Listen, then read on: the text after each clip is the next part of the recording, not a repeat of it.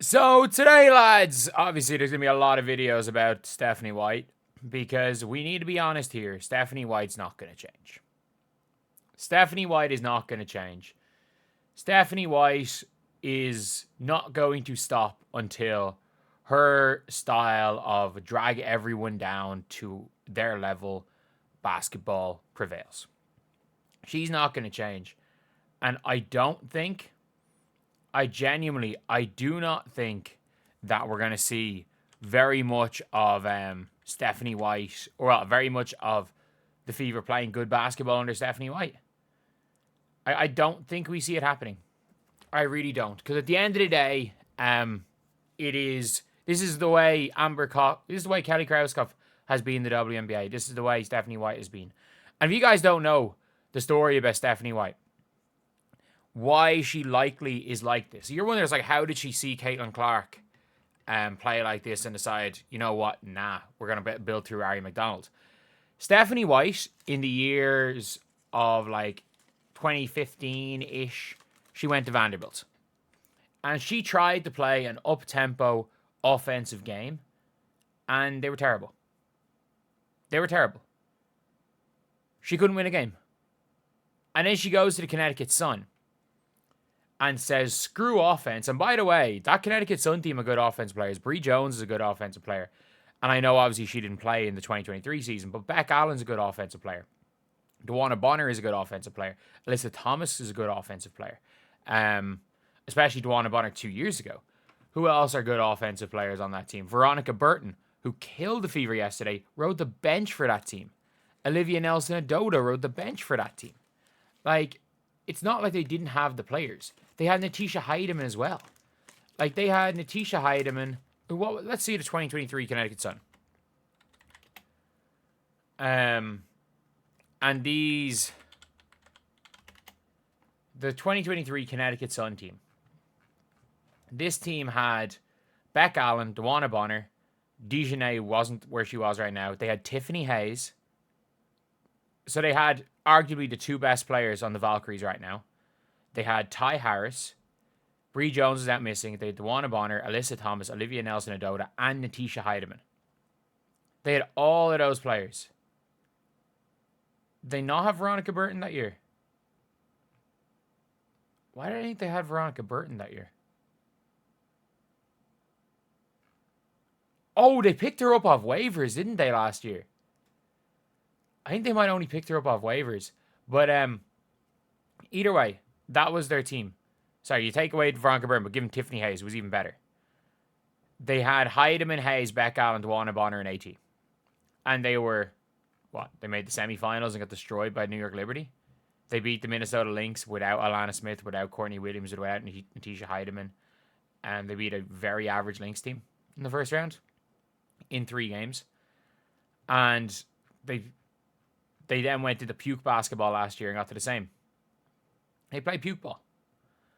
And she had that team with good offensive players and had them playing puke ball. And now it's the Caitlin Clark as a shooting guard thing. So it's like Caitlin Clark returns tonight. Fever are giving a superstar a fresh new look by playing her off the ball more with Ari McDonald taking over general duties. Coach Stephanie Weiss, the shift could help unlock cleaner shots. Dude, Caitlin Clark is better shooting off the dribble than off the catch. Like, I don't know what she means by cleaner shots. Like, I don't know what she means. Nobody on this team sets screens. First of all, you can't run DHOs in the WNBA anymore because every single DHO is a foul, according to referees. So you can't run DHOs anymore. You can't run DHOs. So that's gone. Kelsey Mitchell is not connected on a screen this year. Natasha Howard just seems like she just checks out when Caitlin Clark is on the floor. When Caitlin Clark is not on the floor, Howard's fine. When Caitlin Clark is on the floor, she just completely checks out. She just completely checks out.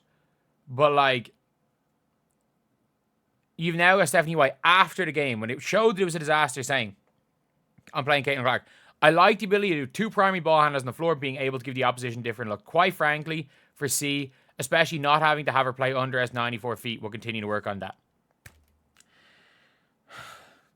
Do you realize what teams do?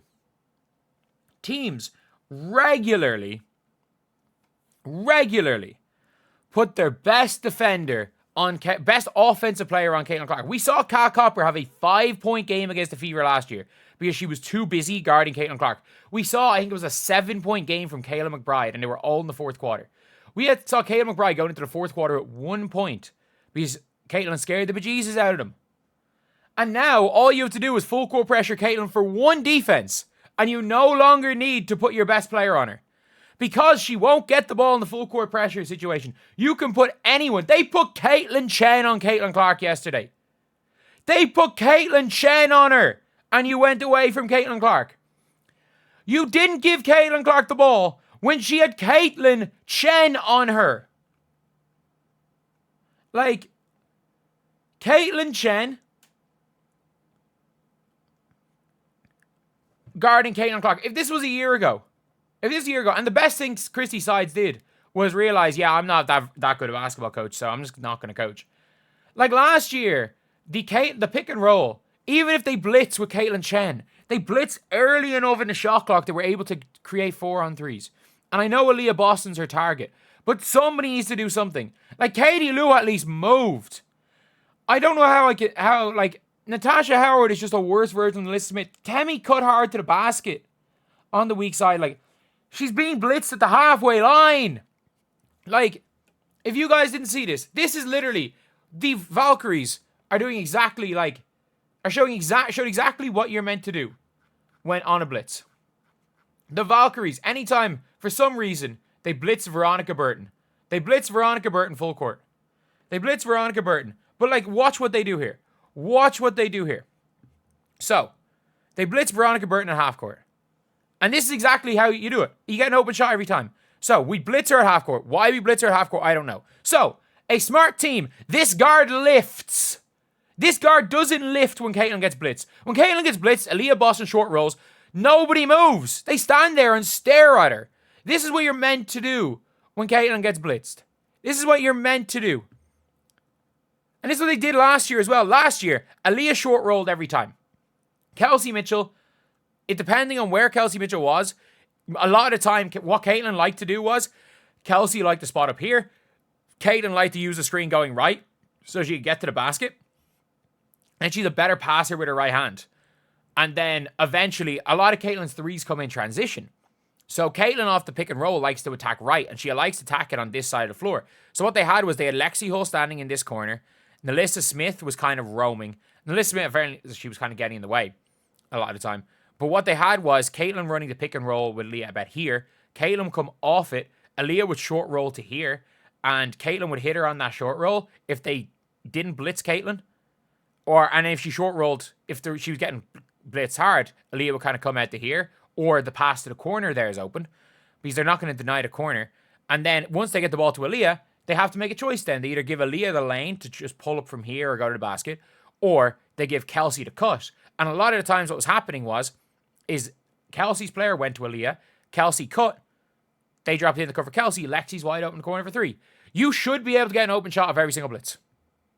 Competent offense, you get an open shot off a blitz. Not where you know what, we actually don't know how to score off a blitz, so we're going to take the ball out of Caitlin Clark's hands because she's getting blitzed. So, you see here, guard lifts, Temi's there on the roll, guard gets it to Temi, defense collapses in, kicks to the corner, wide open 3-pointer, bang. Like, easy basketball.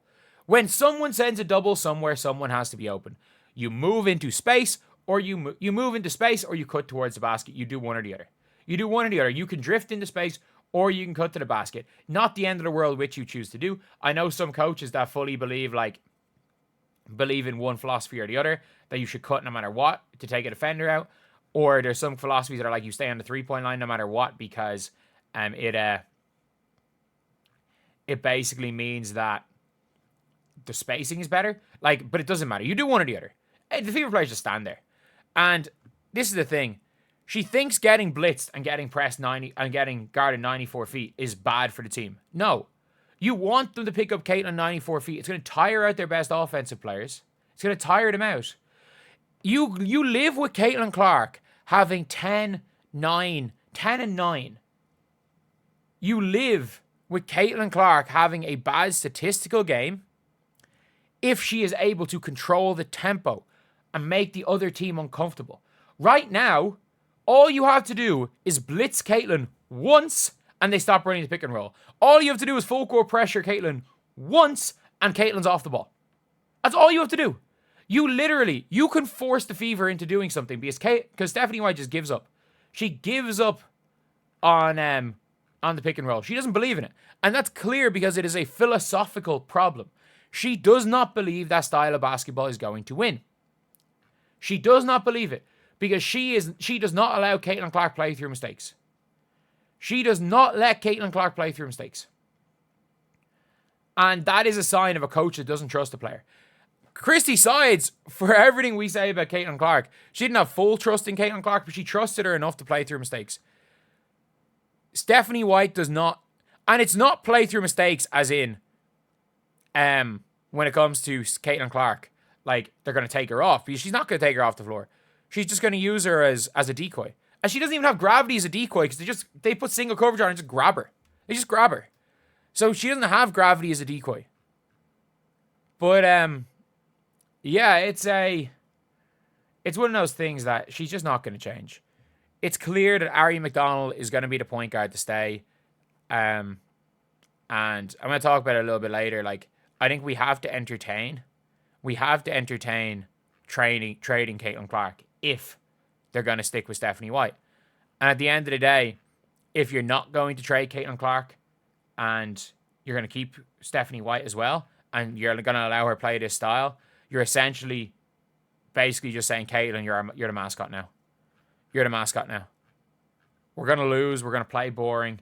We only care about the ticket sales. We couldn't give a damn about basketball. And we couldn't give a damn about the long-term sustainability of the league. But anyway, yeah, that's the video. See you guys.